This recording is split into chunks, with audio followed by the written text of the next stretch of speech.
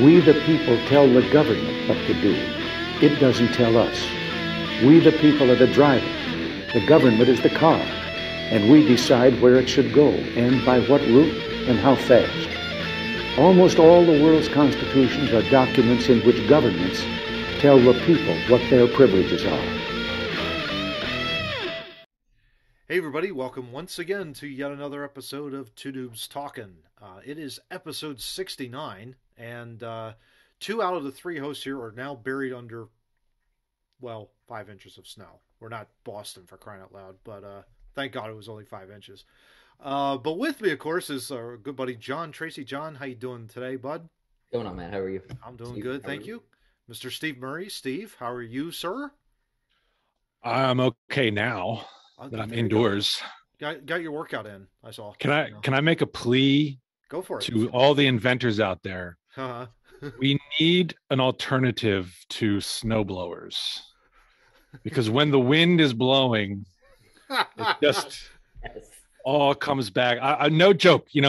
45 minutes ago, I had to get in the shower because there were clumps of ice in my beard that were so dense and in there. I literally had to stand under the hot water just to melt them away. Okay, that's nasty. Oh man, nasty, we need better snow removal. Yeah, exactly. Yeah, I need to get that up and hire it out. I'm Matt Craig, of course, happy to be along for the ride. Gents, as I said at the top, episode 69, and as tradition, who wore 69 in the city of Philadelphia? Once again, short list, but we do have... It should be. Yeah, it should be. We do have a few players. Mm-hmm. John Runyon, of course, was one of them. He was probably my favorite right tackle. Guys. Oh, yeah, absolutely. Lane Johnson is growing on me, but still, as of now, it's Runyon. It's Runyon, yeah. You got Evan Mathis, also, before he left and won a Super Bowl with Denver. He was with us for a few years. Of course, you have Landon Nickerson. But then our favorite one, back in the mid to late 90s, who, on a very cool August night, you can still hear a whoop, whoop. He's still pushing that body sled.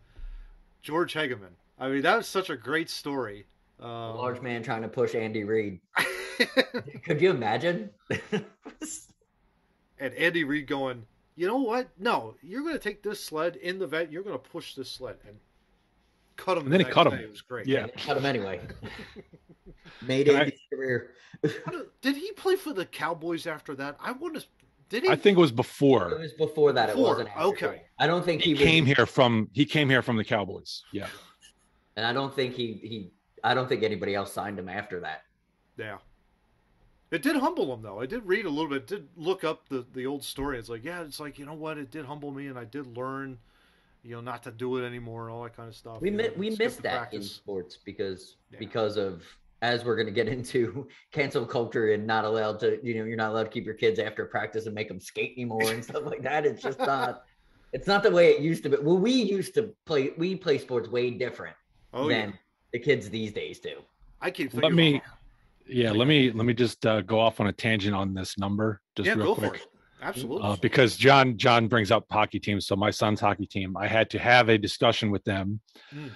Because a number of them were all joking around. I want to wear number 69. And I had to explain to them, you don't want to do that because people hate the guy who wears number 69. Yeah, exactly. Football is the lone exception because at least back previous to this season, offensive linemen were only offered a certain range of numbers, and so there's only a certain number of numbers you can use. Like 50 to 79. Yeah, it was pretty good. I think it was actually like 60 to 7. I don't think offensive linemen got in the 50s.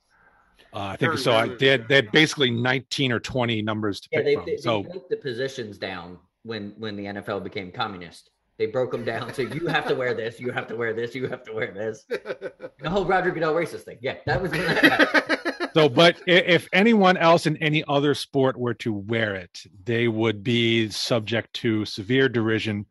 I remember sitting on a bench in a hockey game with Mr. Tracy and him explaining that there was a kid on the other team wearing number 69, and John really just wanted to fight him for that reason alone. Pretty much. Yeah. And I think he did.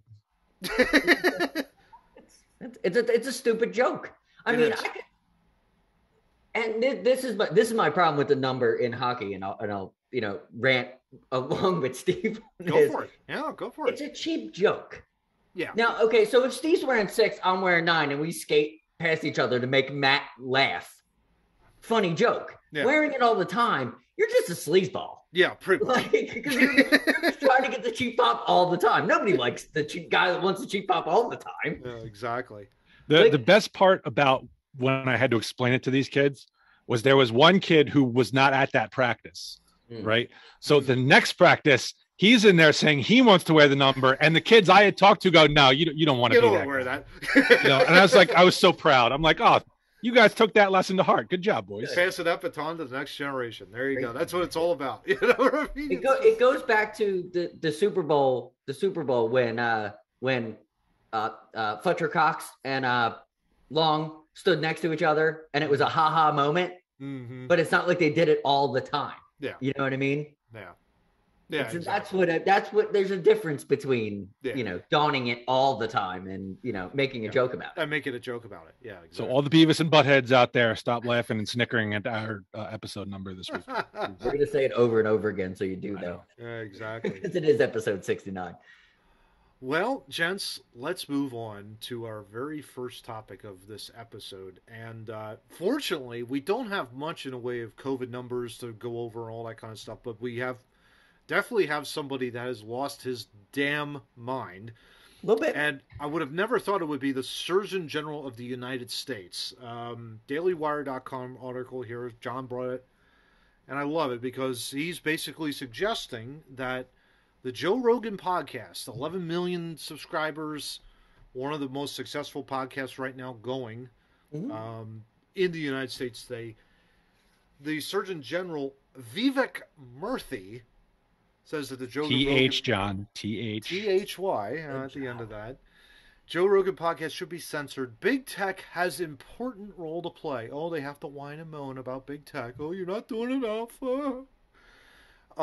He's on Tuesday. He was on MSNBC, no surprise. On Tuesday, says not only that the government has to do more, but the big tech companies also have to do more because of the disinformation that Joe Rogan has spread. John, I'm going to leave that to you. What are your thoughts on this, real quick? I keep on saying it over and over again. I don't see the disinformation. I don't even understand why he's being targeted by Neil Young or the 97 old people that just said they were pulling their music off Spotify over the last couple days. Like, I don't understand why the attack is. Yeah. It makes no sense. Like, Steve just told us that Howard Stern's defending him. As well, everybody in the media should defend Actually, Neil Young's most recent statement as of this recording, from what I saw, actually says he has no problem with Joe Rogan and First Amendment. He's like, it's his First Amendment right to be out there, and it's my First Amendment right to pull my music off of the same platform. Absolutely. I think Neil Young gets it. He just doesn't, want to share. That's all. And that's perfectly fine. But that it doesn't fit the narrative that the Surgeon General is putting out there. No. Is that it needs to end because it's not. Everybody's playing fair. Yeah. Except for the Surgeon General. This is the thing, guys. I'm reading. This is from the Surgeon General. Quote: "We can have the best science available. We can have the best public health expertise available. It won't help if they don't have access to accurate information. People have the right to make their own decisions, but they also have the right to have accurate information to make that decision with." I completely 100% agree with what he said, but that's not what he's doing. But that's not what he's doing. And I would tend to think, too, that it's also none of the Surgeon General's business whether or not someone has to make a decision on their own personal health. Like, you have a decision. That's between you and your primary care physician. That's not between you and the U.S. Surgeon General, with all due respect to Vivek Murthy. It's none of his business. that is a personal decision between you and your primary care physician as to whether or not you want to take the vaccine or not.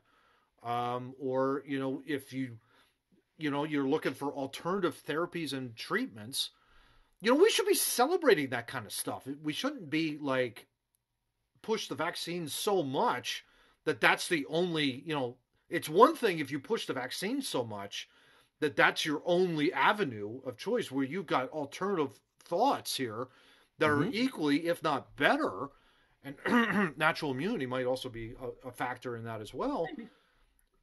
That's not even in his radar. So I look at that quote and I go like, yeah, that's great and all, but I mean, if you're just sitting there kind of going, just come to me, come to me, come to me, and you're not telling me all the information, what's the point of that quote? I don't know. It doesn't make sense to me. But it's crazy. Steve, I mean, you have an opening rant, but I'm just going to pass that over to you. What was your opening rant on this, bud? All right. Let's talk practically first. Let's do it. So he's talking about Joe Rogan. I guess that's Spotify, right? Mm-hmm. So according to him, Spotify's big tech has a duty to remove episodes or whatever that they feel is disinformation. Does Spotify have a panel of PhDs or medical doctors that reviews all the content that gets put out on Spotify to determine whether or not what's being said is accurate or not? Are those PhDs and MDs armed with the most latest studies on what's going on? Because if not, I would think it would be hard for Spotify to really make that determination. Same goes for Facebook. Same goes for Twitter. Same goes for Google, whatever. Oh, Steve, you didn't know that? Every time I post something on Facebook, I go to the person that has the degree in it. I let them read it, and then I put it out there. I do nothing emotional on Facebook. Everything would that goes through my lawyers or my doctors, and it's. Can I say that I have a cold? Does it look like I have a cold? You go through me. That's John. how the world operates, Steve. That's exactly how. Yeah. And then here's another problem for Mr. Murthy. Yeah. Murthy, John. I'm gonna bite my tongue if I say it. So I'm not like, I don't know if I can make that lip movement. For those who don't know, John was mispronouncing it as Murphy before the episode. I was taking it off the iPhone translation. It does. Well, that was your first mistake, was trusting Apple. Exactly. But getting back to, okay, who's making the decision what stays and what goes, right? Yeah. Fact checking is not new. Okay. Yeah. It's been around forever. In the 1600s, the fact checkers were against Galileo's pronouncement that the Earth was no longer the center of the universe or indeed the solar system. Yeah. And that the Earth revolved around the sun. Yeah. And the fact checkers then, who were at that point believing they were armed with the best science available, wanted to cancel Galileo. And I don't mean take away his Twitter account. Oh, yeah. They wanted to cancel Galileo permanently. Yeah. With extreme prejudice. With extreme prejudice, exactly. Okay. Punishment back then for misspeaking on facts was much more severe than being deplatformed as it is now. Yeah. Good. Galileo's a bad example because he was a scientist and he had research data, and Joe Rogan to me is a boob and I don't like him anyway, but he has the freedom to have his own show and say what he wants. Look, we live in a society. We do? Don't we, Batman? We do? We live in a society that we do. Believes in the free dissemination of information. Yep. First Amendment, all that. And an unfortunate and unavoidable side effect is that misinformation can get out there. Yeah. But the minute you start trying to shut down what you consider to be misinformation, now you're China. Okay. Yeah. Now you're North Korea. Yeah. And you are no longer going to have the free flow of ideas. Okay. If credit to Galileo for speaking up, even though he knew the potential consequences of what he was doing. Oh yeah. Okay. Oh yeah. But guess what? The Earth does revolve around the sun. Okay, exactly. We're not the center of the universe. Exactly. And that's exactly what Mr. Murthy or Dr. Murthy is asking for. Yeah. And you know, to the people who say, well, First Amendment covers the government. First of all, this is a government official asking a company to do this type of censorship. Yeah. Big tech has its own problem in that it has a virtual monopoly. Yeah. Right. And because it engages in interstate commerce, it's subject to federal regulation. So by big tech shutting people down based on their views and based on what they're saying, you are in effect violating the First Amendment. Yeah. They should not be telling people what to exclude, lest we become North Korea. Yeah. I find it sometimes very ironic that sometimes when the media they always decry this. They always say, well, you know, if they put out any sort of information and it happens to be factually incorrect, well, no, we got freedom of speech. I got freedom of speech. They'll run to the First Amendment like it's the biggest teddy bear that they've ever they ever have in their arsenal, and yet they're not held to account for their misinformation when they get things wrong, which is frequently. That kind of a deal. That's such a great point. Look, you're absolutely right. This is not between you and the Surgeon General. This is not between you and Joe Rogan. And if you're listening to Joe Rogan for your medical advice, I would advise you to get a mental health check. Yeah, exactly. Ask your primary doctor what you should be doing for your health. Okay. I think it's, and again, to your point, Steve, it's a good one. The free exchange of ideas. What Rogan is really doing is that he is freely exchanging his ideas of saying, look, there are alternative therapies that are out there. Don't always accept what is being fed to you. And that's a fair thing to say. Exactly. But whether or not you make that decision, that's on you. You have to make that choice. You have to make that call. Don't come blaming to me. Don't follow anybody blindly. That's I mean, that's the there should be no ever. If you are an 18-year-old listening to this, or you're a 50-year-old listening to this, don't follow anybody blindly. Yeah. There should be no reason for that, because then you're just their idea of who you're going to be. You're not who you are. I was saying that earlier, Steve. On Twitter, Zuby liked the post, and a CEO, I can't remember his name, so I'm going to paraphrase quote him. I'm not going to actually quote him. He said something along the lines of, we don't have any crisis other than a critical thinking crisis. Yeah. And I completely agree with that, because nobody's critically thinking anymore.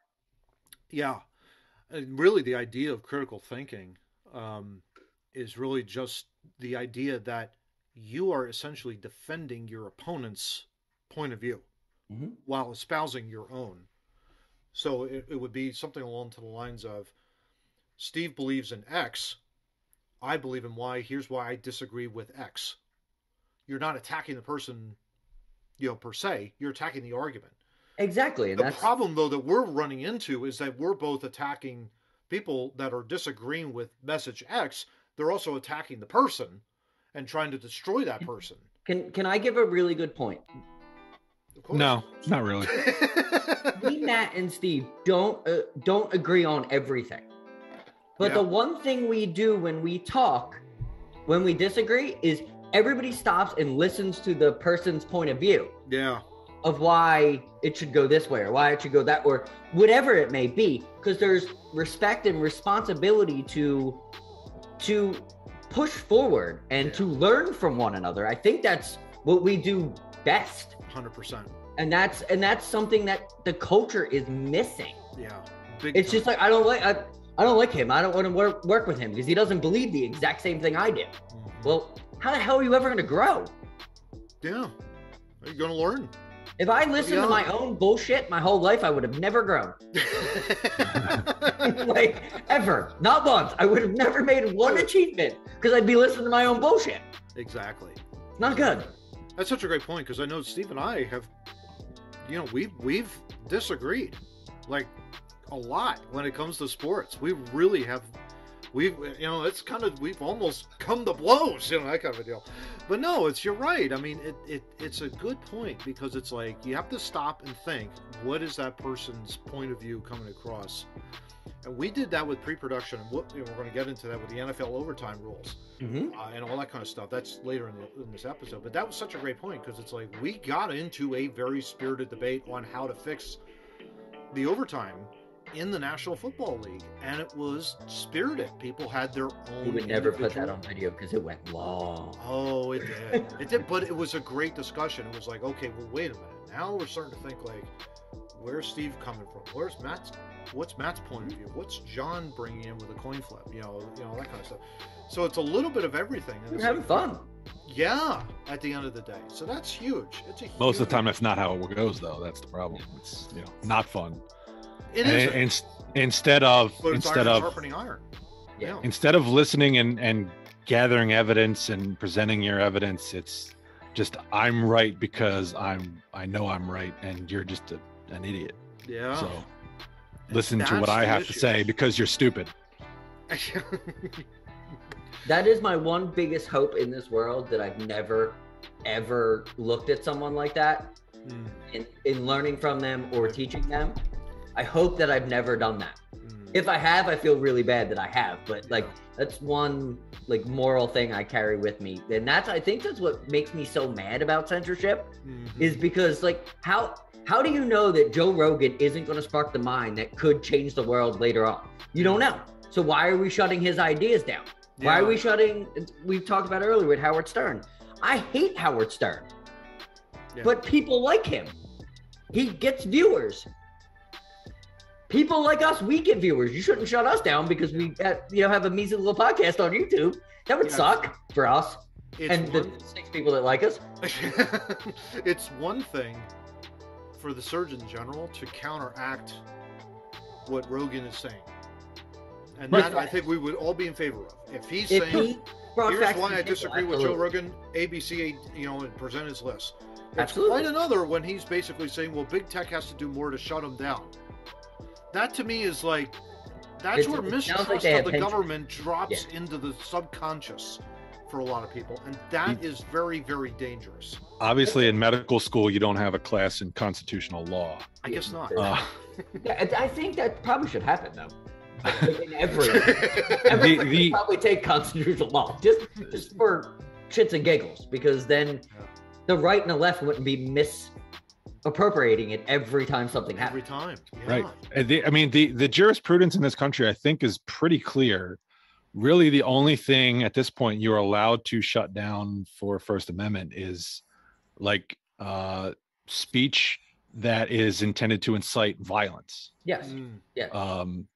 Violent rhetoric, trying to incite somebody to hurt or kill somebody else. Yeah. Absolutely, take that down. Absolutely, but but that's something that Twitter has shown they refuse to do.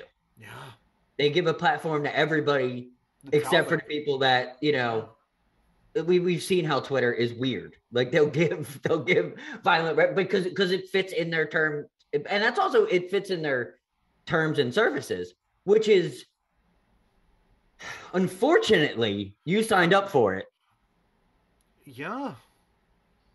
Well, part of the problem with the First Amendment is kind of what we talked about earlier, who decides what's right and what's wrong. Mm-hmm. And I'll give you a great example that's used all the time in law is back when pornography was still sort of outlawed.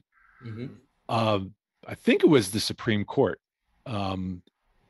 Someone made the remark that, well, what is pornography? Well, I'll know it when I see it. Mm. Okay. You can't take that kind of approach to speech. Yeah. No, you can't. You can't. Yeah. You can't, because everyone's going to see it differently. Yeah. Yes. Yeah, and this really does ultimately come down to discernment and wisdom, and that's very difficult. In the course of, because you're not going to have it when you're young, and you may get it when you're older. Hopefully, but yeah, that's what I know. A lot of smart kids and dumb adults. You know what I mean? It could, yeah. Yeah, it comes from the unlikely source. Yeah, it sure does. I don't claim to be one. Yeah. I don't know if you wanted to play that Carollo video, Johnny, but I think it kind of maybe we can sum it up here. But I like what he's talking. I just like what he says, so I do want to play it for you guys. Yeah, maybe we could just. I don't necessarily think that we should be taking advice from him. No. Well, basically, we've decided that there's one lane you can be in when it comes to COVID, and if you get outside of that lane, you need to be shut down. But I find it interesting coming from rockers and comedians and artists, because their job is to push back against the man. And Neil Young should know the man isn't Joe Rogan. The man is Dr. Fauci. The man is Governor Gavin Newsom. The man is the CDC. The man is the WHO. The man is Biden. That's who the man is. You're an old rocker. You're supposed to push back against the man. Joe Rogan is pushing back against the man, and you're pushing back against Joe Rogan. So that's kind of an interesting take. I've always liked him. Yeah. Because he's always been kind of a straight shooter. I don't agree with everything he said, but he's kind of right. Like, if you're going to be a rebel, and this is what cancel culture is. They're the rebel, right? Mm-hmm. This isn't cancel culture. This is a little bit more far left, because this is just like, I don't agree with you, go away. And that's... Yeah. I think that, and also the difficulty... That's concerning to me. Yeah, and the difficulty, too, is, and I've also made mention of this on the podcast before, the media, it's a one-way conversation. Mm-hmm. They're disseminating that information to you. You don't have the opportunity to respond back, ask questions. You don't have that opportunity at all. And that's difficult, especially when you're being flooded with so much information. It's almost like, well, wait a minute, I've got a question I've got on whatever you said, that kind of deal. And you don't have that opportunity to ask. You're kind of just like sitting there, like drinking water from a fire hose, kind of going like, I don't even know what to even say or even ask. And is it even appropriate for me to ask a question? And I think that's the problem too. That's another contributing factor. Is that the purpose of it though? With the, like we've talked about it before with the ticker tape and the time, how they stole everything from ESPN. If we inundate you, you don't have time to think about it. Well, then you just get inundated with it. I mean, that's what it seems that it's become. Mm-hmm. That's entertaining you as opposed to informing you. That's another issue. That kind of. I don't find any news programming entertaining. I don't know. I find it inundating though. Like you can get their opinion over and over again, just punched in your head if you stop. I try to duck and weave. I'm like in front of the TV, like, oh, I don't know. Stop. You just said that 5 minutes ago. Like I don't need ESPN in real life. And I've always made that correlation because I want to see Alexander Ovechkin score that great goal 5-6 times in the morning as ESPN's on while I'm getting ready for work. You know what I mean? Mm-hmm. Oh, wow, that was a really good goal. All right, that was a great dunk by Kobe. I don't want political opinions being shown just like that. And that's what they do. And that's what they do. And that's what makes me hate it so much. Yeah. Well, that's what Matt and I talked about a couple weeks ago was the need to fill 24 hours leads to this. Yeah. Because you now have more than enough time to report the regular news as it factually happens. Mm-hmm. But now we got to get the opinions of everybody involved, and that's the problem. Yeah, and especially if it's a breaking news story, it's kind of like then it's like you have an immediate reaction to something that is happening, but whether or not that actually happened is a whole nother story when a whole nother side of the story hasn't been Denzel says it every time these episodes end. Denzel says the exact same thing. Yeah, exactly. It's a need to be first, not a need to be right. Yeah, yeah. And the way to circle back to the original article, the way he wants to push this is, I just saw a great example. Airplane 2 was a great movie. It was on earlier today. And so it's about, they got a space shuttle. It's a commercial flight into space. It's off course. It's heading for the sun. They have 3 newscasts. Okay. One's from Buffalo, and the guy reports, there was a 4-alarm fire in downtown Buffalo. And in other news, the lunar shuttle is headed for disaster. And then it's Japan. There was a 4-alarm fire down in downtown Tokyo. And in other news, the lunar shuttle is in danger. Then they go, this was 1982, I think. So Soviet Union was still around. Yep. So they go to a Soviet newscaster there's a guy pointing a gun at it. Like you could see the gun and the arm from off camera, like right at his head. Yeah. And this is exactly how he reports the news. He says, a 4-alarm fire in downtown Moscow paves the way for a glorious new tractor factory. And then on the lighter side of the news, hundreds of capitalists are about to die in a lunar shuttle. Love it. Love it. That is what you get when you have government or big government sanctioned big tech censorship. That is what you get. That's beautiful. That's beautiful. That's such a great point. I think that's a great way to end it. Yeah. So let's move on from there to our second topic on our episode. And Steve, my good friend here, Google Drive. You're thinking like, wow, Google Drive, what the heck's going on here? Well, they're flagging nearly empty files for copyright infringement? What the heck's going on here? Users were left startled as Google Drive's automated detection systems flagged for a nearly empty file for copyright infringement. Dr. Emily Dotson reported seeing some odd behavior when she started using Google Drive. One of the files in her drive, output04.txt, was nearly empty with nothing other than the digit 1 inside of it. But according to Google, this file violated the company's copyright infringement policy. Steve, please explain. Let me start by saying for copyrights, you have to have some modicum of creativity. Yep. So a file containing the number 1 would not suit that, because that's just I'm assuming what she was running, probably some sort of computer programming that was outputting test results, and it just, that particular TXT file had a 1 in it. Yeah. My understanding is Google is trying to crack down on online piracy, music, movies, that kind of thing, sharing of files that violate copyright. So, you're not permitted to share a movie file with people who have not paid for it, which, fine, that's legitimate enforcement. But the way they're going about doing it is problematic, because you're relying on a computer program, to find these files. And the way that I understand these normally operate is they look for certain code that's affiliated with a copyrighted work, and you track that down. I can't imagine what they found in a file that contained the digit 1 that matched a violation. But technology is great when it works. Yeah, and I loved how John put it in pre-production. Somebody missed a semicolon or something in the. It happens all the time. Yeah, exactly. They're writing a little too fast, a little bit before launch, and they launch this bot that then gets them in the news.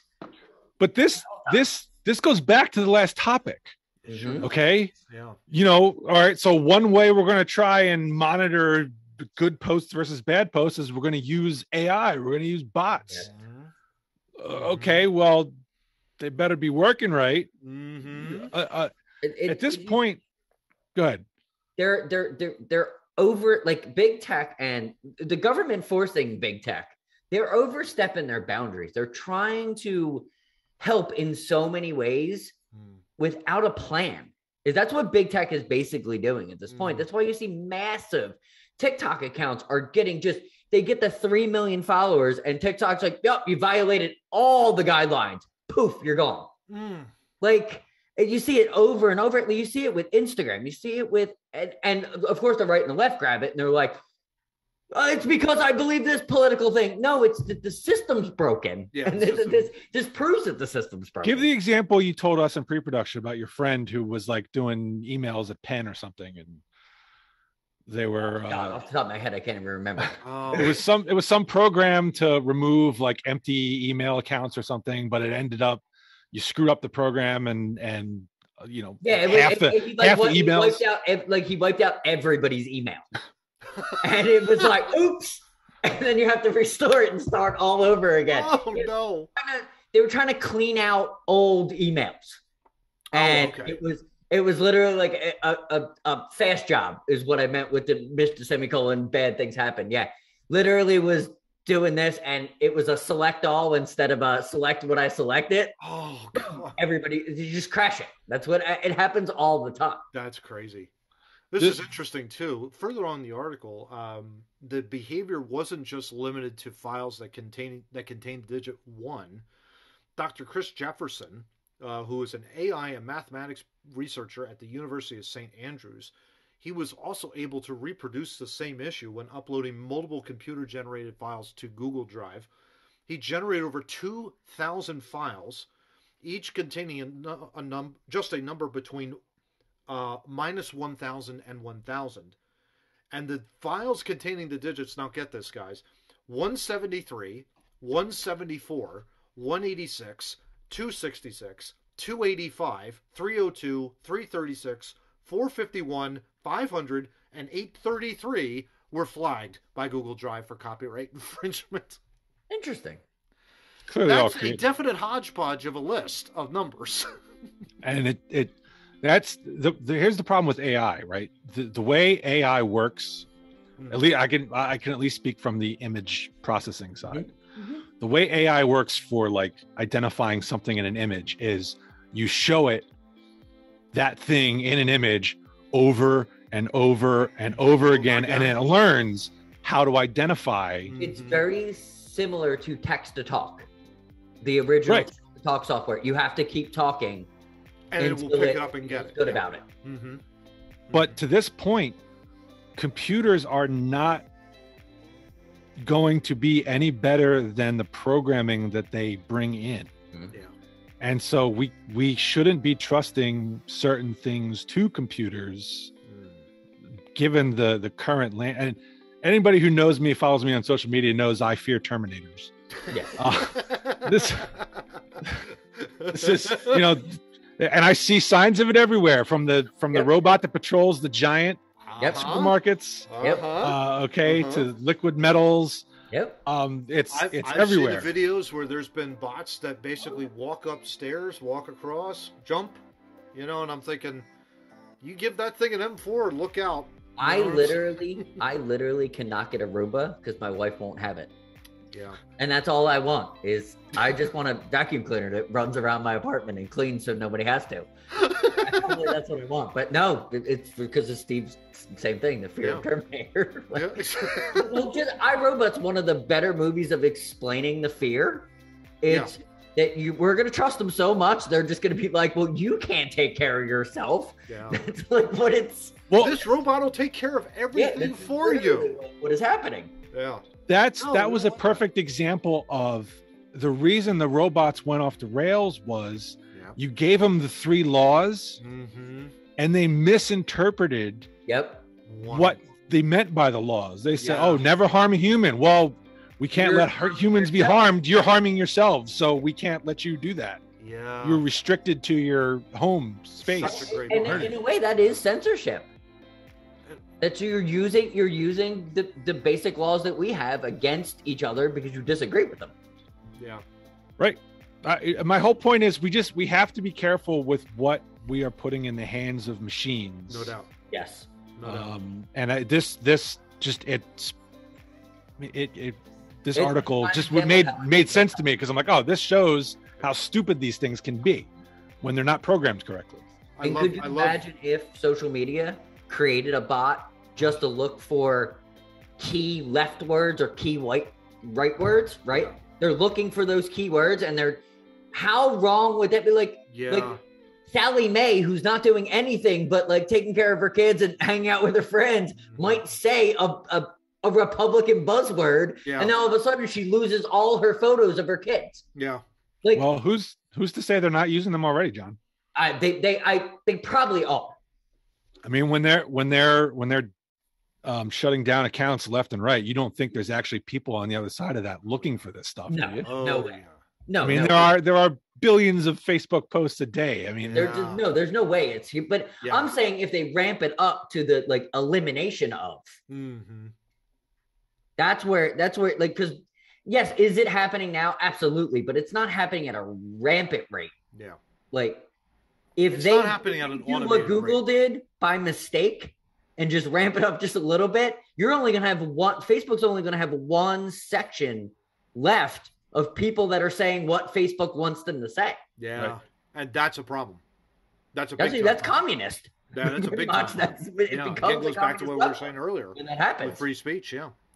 What I love too, guys, just to make you guys laugh, Jefferson, obviously, after he conducted the experiment, he said this, quote, "I deleted the experiment just in case I got my account deleted for too many naughty numbers."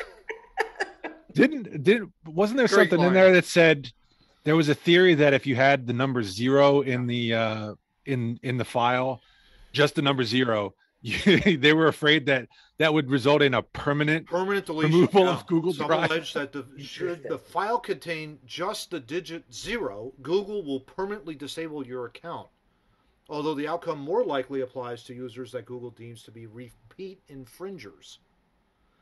So that's I mean, if you're repeatedly uploading, Pirates of the Caribbean to Google Drive to share that. I could see why they want to do it. They just didn't do a good job of it. No, they did a terrible job. But I do find the number 0 offensive. So I just, it's absolutely canceled. Yeah, I thought I saw a 2 in there. You can't have Steve being uncomfortable. So we're canceling it. Number 0, you're out. You're out. You're done. You're out. Yeah. Well, let's move on to our third topic, guys. And this is brand new to Two Noobs. This is what we are calling blind reaction. Yeah, we just made this up on the which is really fascinating. But essentially, what I've done is I went on LinkedIn and I saw a very interesting video talking about the Great Resignation. If you don't know what that is basically the current job environment that we are in as of this recording, January 2022, February 2022, where people are essentially leaving the workforce in droves. They're basically just saying, you know what, I've had it, I'm done, whatever the case may be. I don't like my job, done. And so people are just basically resigning. Mm-hmm. So this video that John's going to play shortly is someone that I think has a very interesting take, and I'm going to ask for Steve and John's reaction to it. So somebody asked about the labor shortage that's happening right now. It's a big deal in the United States. I think it's affecting other countries in the world as well.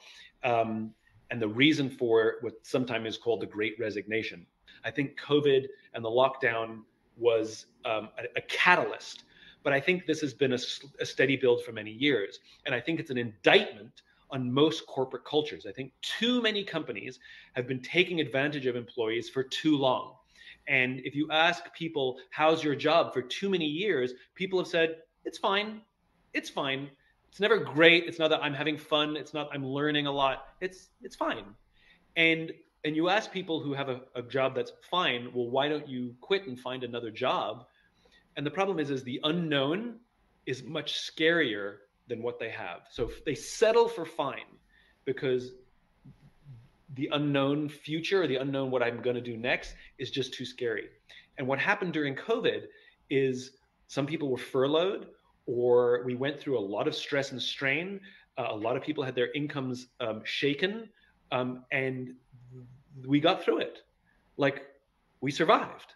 And all of a sudden, the complications or difficulty or the story we tell ourselves about the unknown, all of a sudden aren't so scary anymore.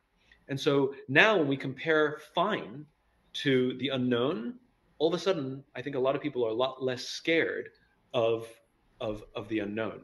And traditionally, some of your lowest level employees or your frontline employees that clung onto their jobs and were mistreated the most, that are now looking at the unknown and saying, it's not so crazy anymore. And I think part of what we're dealing with is actually the culmination or a breaking point of years and years and years and years and years and years of companies getting away with being able to just create mediocre corporate cultures, and it's coming home to roost. So it's a period of complete upheaval. We don't know how it's going to settle, but I think and I hope that a lot of companies take it upon themselves to realize that they can do a better job. The companies with the best cultures, by the way, though they're losing some employees, are not losing employees nearly in the same numbers as some of the mediocre ones. So it's not even bad or toxic, it's just mediocre. So the great companies are not struggling as much because it's a fun place to go to work. Yeah. So guys, what's your immediate reaction to watching that for the first time? What are your thoughts? And I'll give it to anybody. Whatever you guys want to say. I found it very, very fascinating, to be perfectly honest with both of you. Oh, it's absolutely fascinating. I was telling you guys right before we went on, I was literally having this conversation almost to a T. Like this is the first time I'm seeing this. Like literally, this was the conversation that I was having with someone in my company about how do we not become one of those mediocre companies that is like, yes, you're going to lose people. Mm-hmm. COVID taught us a ton of things. It taught us a ton of things. Maybe you're not exactly where you want to be inside the company, and you had time to slow down and look at it. Yeah. So I could see why people are leaving. I know a ton of people that literally quit their jobs of 20 years. Like, you know what? We financially made it through on one income, and I got to spend more time with my kids at home. The family. But we don't need to. Why do we need, 2 jobs if we could do this on one income? Because COVID showed us that. So a lot of people that happened to. Happened to actually me and my wife, because we were 2 incomes until COVID, and we were one. What's the point of her going back to work? we survived. You know what I mean? Well, what's the point? Like we've had that conversation. Yeah. Because what's the point? Like, do you really need that much money? Yeah. And I think it woke a lot of people up to, like he said, that mediocre job. Yeah, I think there's the sense where you're at a certain level, and yet the companies, I think, are basically saying, okay, well, you're going to be put here. There's no room for advancement or growth, and I think that's where you hear the words, well, I'm fine at my job, I'm okay. Yeah. But I'm not really growing in my current position, and now all of a sudden it's like you're furloughed. It's kind of like, okay, well, now what? Well, I'm going to do something else. I guess I can do something else. It's not that big of a loss if I can figure out what I need, what I want to do, and what I can do in that kind of environment. Steve, what are your thoughts on that? I mean, it's a fascinating video. What are your thoughts? I don't think anything he said in there was surprising. No, I don't think so. I think he's right that COVID taught a lot of people a lot of things about themselves, and I think people learned about workplace culture more, because I think working at home taught a lot of people it doesn't always have to be the way it is when you're in an office. And so from that perspective, yeah, he's absolutely right. I mean, I think people are kind of pushing back finally that, and I, to a certain extent, I don't know that corporations realize they need people to survive. And if people are now going to take the position that they're not going to take a position that was totally accidental, that they're not going to take a position that's going to, just to have a job. Exactly. They're gonna take a job that means something to them and could result in advancement, and you're gonna et cetera. Wait for the right one instead of taking the job. And it's funny that we all like literally hone on that. Like, corporations are finally getting it. Like, we've been, Steve, you rose to the ranks. Matt, you've rose to the ranks. I've rose to the ranks of understanding how corporate environments work. And sometimes they're not favorable for everybody. No. Like, I know some people in my company, I won't say who or why, but they probably, if they watch this, they know who I'm talking about. There's some people that can't win. Oh, I think they're how hard they try, because they're either perceived in the corporate environment that way, or they're just stuck in that one place where you can't get out of, because you're reliable, and you're B, you're not fighting against it. So you're never gonna. And those are the people that are quitting. That I couldn't agree more with that, John. I couldn't agree more with you on that. I think the biggest thing too, part of it, when I hear the words mediocre culture, who do you think creates that? That is HR driven. Yeah. And and everything, and I get it. There's like part of it also too. Other management departments. It's also management senior too. employees management cause culture. Like, oh, sure. I've done some culture change in my company, not greatly, but amongst my division, I've made a bit of a culture change because I became a trusted person up with the bigger guys, and we were able to change the culture a little bit just because of that. Because it needed a culture change. Oh, sure. It comes from the top. It comes from the most respected or the longest tenured, most respected, or management can change a culture if they want to. That's the one advice I give to everybody in business, whether small business or big business. You can change your culture. It's very easy. You just got to do it with keeping it front of head. Oh, sure. You can't say, "Oh, I want a culture change." Like, you have to make the culture change. Yeah. Yeah, I just found it like incredibly fascinating just to hear him like talk about like, because I think there is a lot of truth in what he said in regards to people, if you're in a position where you don't feel like if you are in a mediocre culture and your job is just fine, you do feel kind of beaten down, and yet COVID was kind of a blessing in disguise, almost to kind of just revitalize. Maybe it's going to revitalize the American workforce to kind of say, you know what, it's not as bad. If I can get through this pandemic season, and this is a season, because it's going to eventually end, and it will end. And in fact, it is. I think it is ending, obviously, with the Omicron spikes.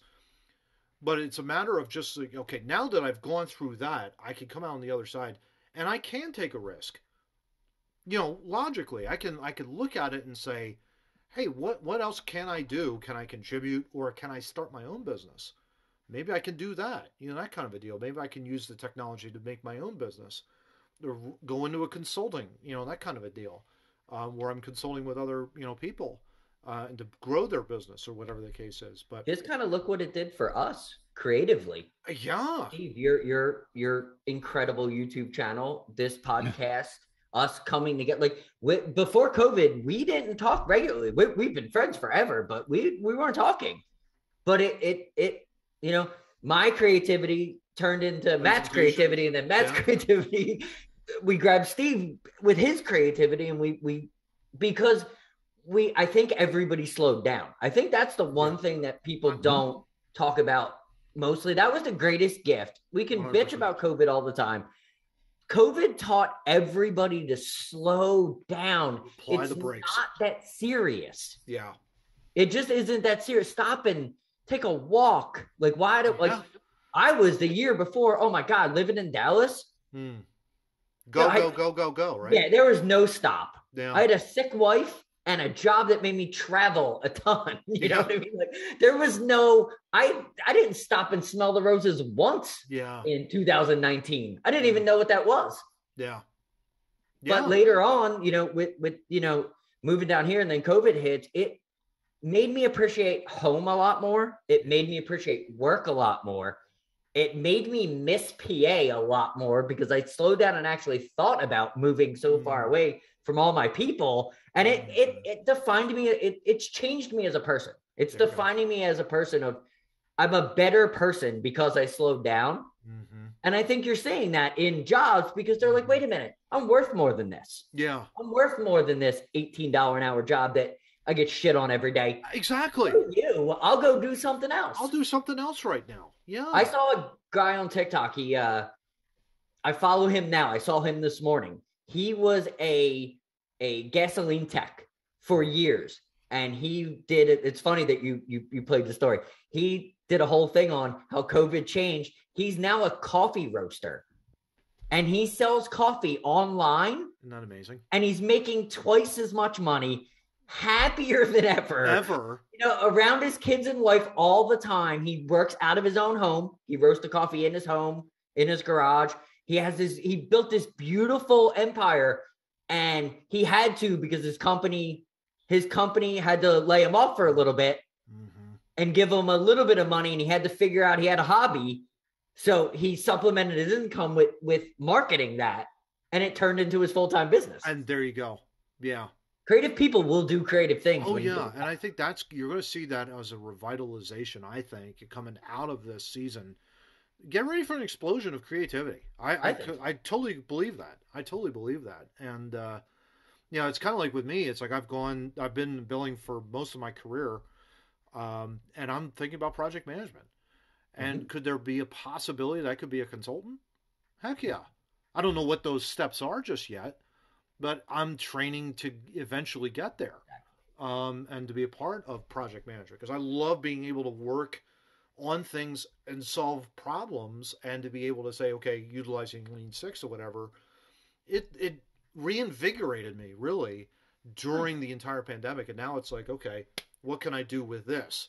Do I join a PMO? Do I join a project management office? Or do I go into the consulting role? Who the heck knows? Who the heck knows? Sky's the limit. Sky's the limit, I think. But you're willing to take the risk, and that's the best part. That's the best part. I know Steve too. With your law practice, right? I mean, it's the same deal.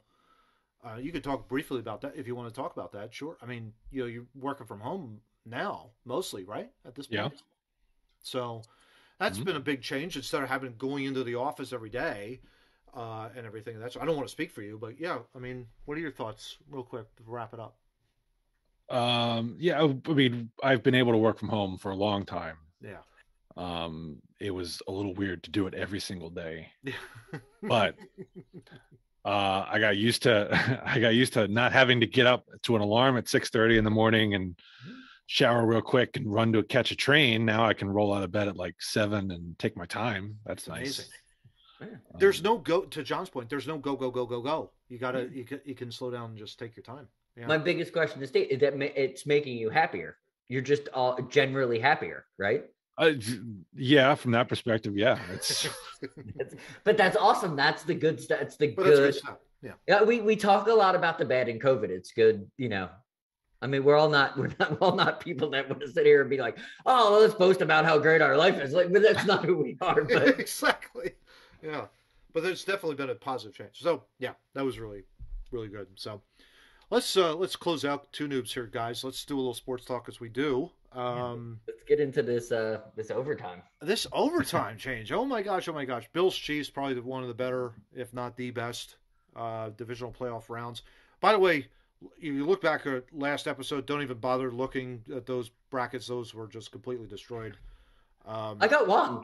Yeah, you did. Yeah, I was looking real good after the first game. Oh yeah, absolutely. It was Cincinnati. It's like you called that. I was like, whoa, okay, and then everything else just kind of fell apart. I don't know where. Terrible. I got the Rams still in it. So you got the Rams still in it, Johnny. There you go. Exactly. I'm pulling from Cincinnati here on out. There you go. There you go. Long suffering fan base. I'm all about it. If the Bills can't win, Cincinnati needs to. First AFC championship since '88. So I mean, you can't go wrong with that. It's like, man alive. Boomer? Is that Boomer? Boomer. Yes. Boomer days. Wow. Yeah, it was Boomer Esiason. Yeah, he had great play action fake, by the way. But yeah, everybody was talking about the Bills Chiefs. Before HD cameras, though, it was probably terrible. Bills Chiefs in overtime, of course. Chiefs tie it up. They talk. They basically, that was the last play of the fourth quarter. They go to the overtime. They have to flip the coin. Chiefs get the ball, march right down the field. They score the touchdown. Game over. Bills never see the ball. That's it. That kind of deal. Pre-production, we had a very, as I mentioned at the top of the podcast, we had a very spirited debate over how to fix the overtime rules, which was a terrific debate, by the way. John had something with a coin toss. Steve had something with alternate possessions, which I think was really, really cool, talking about like home and away, a la baseball. Can we just preface this? Yeah, we preface this first, just because I don't want people out there thinking this is sour grapes. We all picked the Bills to win the Super Bowl. Oh yeah. And a lot of people you've heard complaining about the overtime with the Chiefs were Bills fans. I personally didn't really give a crap. I'm an Eagles fan. The Eagles are out. Bills, Chiefs, I don't really care. I think we ended it on the spirited debate after we figured out. I think our last thing we were talking about was it's just because it's the only sport that is unsettled in overtime. I think that's the only reason we're doing it. It's not. It's the only sport who doesn't give you an satisfying overtime ending. 100%. Okay, it was Yeah, so the Chiefs march right down in overtime. They score a touchdown. And they score a touchdown, game's over. I was like, well, it would have been cool if we could have seen how Josh Allen could have done if he got a possession. Exactly. A couple Makes times sense. it would have been great. If there would have been a dramatic ending. This was just a And that's it. I think that's what made us mad about it. It was It was And wasn't it isn't it like 10 of the last 11 playoff overtimes have been won by the team that won the coin toss? Won the coin toss to go right down the field score. Yeah, exactly. I mean, it was the Super Bowl. Which one was it? Atlanta, where Tampa Bay won the coin toss in overtime and marched right down and scored right down a touchdown. the field, score a touchdown. Yeah, that's Atlanta, New England in the Super Bowl. Yeah, but yeah, I had an interesting point where I think I just said, just get rid of the coin toss, just get rid of it. And you're thinking, okay, well, what do you do? Well, home field. You have the decision to make. You either kick off, defer, or receive the game, or receive the ball to either start the game. And at the end of the whole thing, I think we all agree with that in our plan that we're going to put out for people. That was that's our first change. Yeah. Is that we're going to eliminate the coin toss. Let's get rid of the coin toss. It's going to be home team defers whether to kick or defer in the second half or the receive. I don't even know why they added the third word. So you got choose kick, receive, or defer. Isn't that the same thing? First, Roger Goodell, you're a racist, so let's eliminate defer and just receive. I agree with getting rid of the coin toss, and I think it just goes to home field advantage should mean something. It should. In baseball, you get the last at bat. In hockey, you get the last line change. Yep. You don't really have much of a home court advantage in basketball, not particularly. No. No. But football, what do you really get other than kind of knowing your stadium and which direction to pick if you're not getting the ball? Yeah, I mean, your stadium. You're out on the field for 27 hours before the game, so you already figured it. If you're any kind of athlete, if you're a kicker or you're a quarterback, you know which way the wind's blowing. Oh, sure, yeah, and that's right. So let's have home field advantage mean something tactically. 100%. Why not? Yep, I agree. Exactly. So, Steve, take us into the next phase of the plan. Is the possession. So let's just say, which I thought was really good. Home team gets the ball at the end of regulation in the overtime. Home team either gets the choice to get the ball or give the ball. So where did we decide? We decided to put it at the 40, the opposite 40, right? Or the 50. Or your own 40. Yeah, your own 40. You have to cross the 50-yard line. I think that's what we decided. Yeah, something along that line. Okay. Yeah. The whole idea of what currently football does it now, where if you kick a field goal, the other team gets a possession. And I thought, well, if you score a touchdown, why shouldn't the other team still get a possession? To me, it's kind of like baseball. Yeah. Where you get to the first team to bat in the 10th inning. If they score a run, that doesn't mean the game's over. Yeah, that's the point. Home team gets the opportunity. The home team gets to bat too, right? So let's kind of college does it sort of similar, right? They start at the opponent's 25, which is too easy to me. That's why we talked about backing it up to your own 40. And I could be talked into other iterations of that as well. Okay, it could be 40. It could. We just don't. The reason we came up with that is because the 25 is too easy. Yeah, right. For the NFL. Right.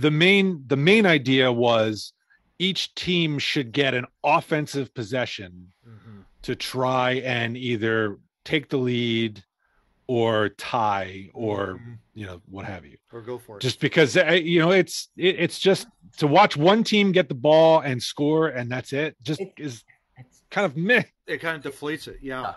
I mean, my original plan too. I'm sorry. Go ahead, John. Go ahead. Just something real quick to just throw into Steve's idea of the rule. What about the one guy, the one coach, like the Doug Peterson, that scores the touchdown and then goes for 2? Yeah. So now you got an 8-point lead in overtime. Sure. How exciting would that be? That would be huge. Because now the other team will come down. Yeah. Even if they score, they can't win with an extra point. It opens up so much more excitement, and I think that's what we were looking for. Yeah, yeah, exactly. Absolutely. I mean, the only alternative that I had in pre-production, I made the mention that it should be a continuous running period. Like if the game is tied, let's just say, for example, Chiefs kick the field goal, you eliminate the coin toss, you go into that next overtime as if it's a next quarter. It's like the second quarter or something along those lines. Here it would be the fifth quarter. Mm-hmm. Chiefs kick off to the Bills. Bills have the opportunity to go down and score, and you play to a sudden death, that kind of a deal. But again, I love Steve's point too, where it's like you've got home away. Mm-hmm. That's such a great point because it's like you give the opportunity. You have that baseball element in there where it's like you have the opportunity to respond. I think that's really, really good. And I think that's something where it's like you introduce that into the mix, you eliminate the entire controversy of this, that kind of deal. And I put that in air quotes. But that suggestion, I think, would only be to just keep going until like baseball in extra innings, keep going until either the last team to have possession can't tie it or go ahead, or the last team to have possession scores to go ahead. It's like a walk-off, right? But you would need to do it that way. Right. And I would do that for playoffs. Regular season, I would say maybe just give each team one possession, and that's it. If they tie, they tie. They tie. And I think everybody was because nobody wants to, especially if you got the Sunday 7:00 game or the 8:00 game or the Monday game. You don't want to watch it. Yeah, they're not going to. Yeah, exactly. They're not going to get ratings. So what does it matter? On top of that, too, you're going to get those ratings. On top of that, too, we should also mention this too with the Super Bowl, right? In case that goes in overtime, what do? You neutral site game, right? Yeah, but there's a home team. I think we all thought we kind of do it like the NHL does it, where it's like better regular season record will basically be designated as a home team. So I think all of us kind of agree to get rid of the coin toss completely. This is what we would do: kick the coin toss out, add in a couple of different things. To Steve's point, have the guaranteed possession, home away, whatever the case may be, and then it's you just play it out and see how that goes. But you eliminate that. Home team has the ultimate decision to say, okay, I want to kick off the fur or receive. Just get rid of the coin toss. I think that is the one thing that's what contributes to the deflating of like people going, oh, this is does, terrible. But it's not. The game, you got to flip a coin. Come on. It's not just the coin toss though is the problem. So if you get rid of the coin toss and give the home team the choice, overtime comes, they're always going to take the ball first because if they score a touchdown, they know it's over. They know it's right? over. Now you're bringing defense into the one thing that sucks is you're eliminating special teams. Yeah. But they've already eliminated. My point is they're eliminating special teams, but they already have by shortening the kickoff anyway. So why do we have to watch it? Yeah, exactly. If they go back, I would fight for the kickoff if they would bring it back to normal for overtime. I'd have no issues with that. But if you're gonna bump it up like they did, those kickers aren't even kicking hard, and they're kicking out of the end zone. Well, that was one of the criticisms of the Bills. Was after they scored the touchdown to go ahead with 13 seconds left. It's like they kicked it out of the end zone. Mm-hmm. Why didn't you squib kick it? Yeah, make them take some time off. Yeah, right. Take at least some time off. Yeah. They're talented enough. You could kick that short to like the 5-yard line. Who's to say? It's like, and I get that too because it's like, okay, if you kick it short, they have the opportunity to run it back. But if your special teams are good enough to cover down there, come on. Yeah. Well, here's my problem with the whole kickoff thing. They have the kick to the end zone, right? The kick to the end zone takes it to the 25, but if you kick it out of bounds, it only takes it to the 40. That's not a long distance in football. Shorter field, though. But it's just not to your point, you take that kind of risk of trying to pin them with a squib kick. Yeah. Because if it goes out of bounds, you're really not losing much. Like you're not losing that much. Well, because they're moving things up because they never changed the 40 rule, but they changed the 25 rule. You're giving them 15 free yards with some time on the clock. Yes, but with hope of killing the time. If you squib kick it, it would make sense. Yeah, but if it goes out of bounds, no time goes off because they didn't touch it. the clock doesn't start till they touch the ball. Until they touch the ball. No, And it's out of bounds. Now they're already starting at the 40. That's all I'm saying is you would kick it somewhere where it would bounce right down the middle. Absolutely. Yeah, that's what I mean. It would bounce weird, so you could angle a little bit. Mm-hmm. You're not losing as much as you would if the kickoff was the way it was. They're kind of playing the game as the kickoff is the way it is, but they've changed by moving it up and giving it to you an extra 5 yards. Yeah. They need to either eliminate that or just don't do that in overtime because it's dumb. Yeah, fascinating discussion, fascinating talk, but yeah, I think there's a lot of other things that would have to be worked out with the proposal. Yeah. Just how turnovers and fourth downs and things like that. But once again, none of this absolves the Bills from playing shitty defense the final 13 seconds of the game with a lead. Exactly. Yeah. This is all about satisfying the fans generally. Yeah. Of having because it was a fantastic last 2 minutes. Yeah. Right. Crazy. And then to have it just end in overtime because one team won a coin toss and the other team doesn't get a chance. It just kind of sucks. Yeah, exactly. Yeah, so that's our two noobs. Give us an hour, we will solve the world's problems. There you go. Exactly. Hey, got a quick question for you guys before we sign off of here. If you've got bases loaded, 2 outs, and you have to choose one Philly pitcher, and I'm going to give you the list, guys, of the pitchers. To get a strikeout, who would you select? It would be Brad Lidge, Cliff Lee, Steve Carlton, Tug McGraw, or Roy Halladay. Phillies posted that on their Instagram page earlier this week. Bases loaded, 2 out. You choose one pitcher to get that strikeout to end the game, essentially. Is the year 2008? It can be if you want it to be. Because if it's not, I'm not taking Lidge. Yeah, That's exactly. If it is, I am taking Lidge. You would definitely take Lidge, yeah. I would. In 2008. Absolutely not. Okay, I will say, let's caveat that. Non-2008. Okay. Non-2008. Same list of players. It's got to be in their prime. Yes. So whatever their prime was, I would say, because I wouldn't want Cliff Lee now. You know what I mean? I don't want Cliff Lee, for the Indians. I would say I would go with Halladay now, but I think he has a problem. He's not here. Can Cliff Lee be the pitcher on the mound in the 2009 World Series against the Yankees? Do I get that Cliff Lee? Because then I pick him. You know what I mean? Is it? Yeah. It's in their prime. So yeah. There is other too. I should mention that too. You could pick any other. I pick Cliff Lee because Cliff Lee is, all due respect to Roy Halladay, Steve Carlton, Brad Lidge, all them. He just made me stop and watch. There's something about Cliff Lee. He had me. Yeah. He literally had me the minute he became a Philly. I was like, I like him, and then he traded him, and I was really angry, and then they got him back, and I was like, I like him. I like him again. That's literally how my relationship went with him. I want him because it was a true love, then sort of hate. Sort of hate the Phillies, then a love a game. Really? Well, I hate Ruben Amaro still to this day. Oh, there you go. He will never, even though I follow him on Twitter and like him now, I still hate him for that. For doing that. Yeah, exactly. Yeah. Steve? You don't have the strikeout numbers there, do you? I do not. No, damn. I do not. Because I don't. I should have pulled them up. I don't remember Lee being he was a high strikeout guy. He was not, but he was a fly ball pitcher. He would get a lot of outs with fly ball. I thought he was a ground ball guy. Yeah. Well, he might have been. I know Matt Worley wants to go with Joe Table, but he was amazing. I would Tug McGraw. Yeah. You think Tugger? Okay. Go with the Tugger. Okay. I agree. If we're going closer, you actually go. You would go Tug. Bases loaded, bottom of the ninth, 2 outs. You need a closer.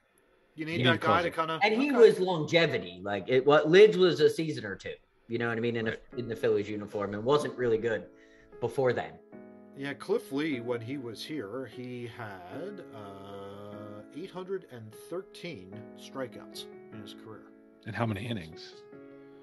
Gosh, you're pulling me up here. 827 innings in his career. All right, so it's about 1-1. Yeah, it's 1-1. That makes sense for him. Yeah, he was definitely a contact guy. Yeah. You touched his pitches. Like, you definitely did. Yeah, he probably put the ball in play, but I mean, 1-1 is pretty good though. Same thing with Holiday though. Holiday was a very good sinker ball pitcher. He would get 10 strikeouts a game. Yeah, and then the rest of them probably be a ground ball to second. Yeah, I'm just pulling up Halliday's stats here. Halliday in the 4 innings, in the 4 seasons that he was with the Phillies, 622 strikeouts, 702 innings pitched. Oh, wow. So Lee was actually the higher strikeout ratio. Yeah, was the higher strikeout guy, yeah. That's interesting. That is interesting. I'm going to stick with Tug McGraw. You're going to go Tugger? Unless it's 2008, and then I'm taking Brad Lynch. Which makes complete sense. If I'm going Cliff Lee only if it's 09. I would lean Halliday, only because I fell in love with the guy, and you can't take away that first love. Sorry. Best thing is there's no wrong answer. That's why I love that they put it out, because there's literally there's wrong answers. There's wrong answers. I mean, yeah, if you're gonna, Drew Smiley would not be number one on anyone's list. But if we're doing by year, 08, although you know what, Brian Matson would fit in there too. Yeah, strikeout changeup, you can't get right, or fastball changeup, can't beat that. I would also throw out Jamie Moyer, but it would have to have the right, home plate umpire behind him. And Chooch is the catcher, and Chooch is the catcher to frame that outside corner. He was over 40. Yeah, you got to frame those corner pitches. He's got to frame that corner pitch, and if he can, that's what Chooch was so good at. He was framing that outside corner. I think I would say Jamie Moyer. 100% the guy that we would have on the back of that whoever the pitcher is. Chooch has to be the catcher. Oh, 100%. He's like the all-time Philly catcher. He was just good at everything. Yeah. He wasn't great. He was just good at everything. Yeah, Jamie Moyer, 439 strikeouts, 720 innings pitched. So, I mean, you need that outside corner. As long as you get that outside corner, you're going. All right, so if you have the right umpire and you have Chooch catching, you're going Jamie Moyer. I'm going Jamie Moyer as my alternative backup. So you probably need the old sympathetic Joe West to Moyer, because he was very sympathetic to Jamie Moyer. Very sympathetic. Either that, or I'll take Eric Craig too, who had the biggest, widest strike zone you could ever imagine. I remember games of Jamie Moyer where I'd watch and Joe West would be behind the plate. And me being a Phillies fan, and I told you, I watched sports completely irrationally the whole time. That would be the only time I'd go, really, Joe? No, that wasn't. Come on, dude. But I'll take it. I'll take it, right? If you have a free swinger up there, oh yeah, I'll go Mitch Williams. There you go. There you go. Just for fun. If you got 100 pence, Mitch Williams striking him out. There you go. Love it. Love it. Well, that's it, guys. We've hit the end of the episode 69 of Two Noobs Talking. It's great, as always, to be with you both, and your contributions are just immaculate. I love it. Love it to be able to spend. Let's butter us up. Let's get to 70. Hey, let's move on to 70, shall we? Hey, just by the way, I'm sporting the Team Sweden jersey today, just in honor of all the snow, because this was as far north as I could get. There you go. Yeah, jerseys. Yeah. It was I'm not freezer box out there. I'm not trying to blend into the wall back there. As you guys will see, the extremely, which is funny, the alternative as you're watching overlay to, we did that to brighten Steve down. Exactly. That's all that was. It was preemptive brightening because we didn't even know he was wearing that. Yeah, exactly. You're good. Great. Don't worry. You will fit in very well. Love it. Love it. So let's hit them up on our shameless plugs, guys. Who wants to hit up the socials? Where can people find us? I'll do it. I'll do it. You can do the socials, guys. So we were on Facebook. We're on Twitter. Yep. We're on Instagram. And we're on TikTok. Yeah, we have 100 followers, over 100 followers on TikTok, and we love it. I mean, that's fantastic. John, do we ever look at a clapper? Are we doing that or not? We'll figure it. We're trying, but it's not working right now. Oh, there you go. Okay. Of course it's not. It's never working. It's not downloading. It's weird. I don't know. But all of those will lead, of course, like with TikTok, will lead you with our show videos, which leads us to YouTube. Yeah. Our YouTube channel, where you can find all of our episodes, some shorts, some things that we just put up there. We're not getting taken down like everybody else, so you can find us. We're below the radar. I love it. Are you kidding me? please, if you see us on YouTube, just hit that subscribe button because that kind of helps the algorithm a little bit. The like one really helps. We like the like. If you want to share it, which I don't know why you would, just sending us to your friends, that seems a little weird. But if you want to mess with them, just do it. It'd be fun. Why not? Yeah, exactly. Nonsense. Just on someone's phone, like 3:30 in the morning. I could totally see that being perfect. Want to play your prank? That's great. The audio, though, Steve, right? Yeah, sure. We're proudly hosted by Podbean, which brings us to all the little dirty channels like iHeartRadio and Apple Podcasts, Google. Boobable. Sorry, Google with a G. Google Podcasts. Love it. We're Google, just so I can say it. We want Spotify to bring us to Dr. Murthy's attention. Yes. We're also on Amazon Music. Spotify, come on. You can come in. There you go. Spotify, there you go. You can come in. You're fine. Yep. Sit. And we are on Amazon Music as well. Yes. Love it. Yes. We're also on a bunch of other things, audio-wise. Wherever you get your podcast, just type in Two Noobs Talking 215-512, and you can find us on any podcast app that we can't remember or don't care about. Yeah. Awesome. John will proudly mispronounce your name. That's fine. Every day. Show notes. Those are found. TwoNoobsTalking.wordpress.com. You can go there, download the articles we referenced, all that kind of good stuff. Until they get booted by the Google Drive bot. Until they get booted by the Google Drive bot. And if you subscribe your email address, they'll pop up in your mailbox whenever the hell we press that publish button. And if you want, I can send you a TXT file with the number 1 in it. Nice. Awesome. Please do. I'm going to put it right in the Google Drive. I cannot wait to get pinged by Google Drive, guys. It's going to be awesome. Be great. Yeah. We've made it at that point. That's awesome. So that's it. Episode 69 is in the can. On to 70. Does anyone have anything final to say before we get the heck out of here? Episode 69. There. It's done. Ba-dum-bum. Talk to you all guys next week. Take care. If you don't read the newspaper, you're uninformed. If you do read it, you're misinformed. That's a great question. What is the long-term effect of too much information? One of the effects is the need to be first, not even to be true anymore.